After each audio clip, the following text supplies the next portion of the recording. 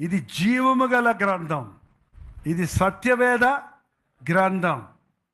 కొత్త రకం ప్రచారం జరుగుతుంది. ఇది అబద్ధ గ్రంథం, ఇది నల్ల పుస్తకం, గమ్మత్తుగా అబద్ధాల గ్రంథం, వ్యభిచారాలు నేర్పించే గ్రంథం. ఎంత నీచ స్థితికి దిగజారుతున్నారంటే మనుషులు.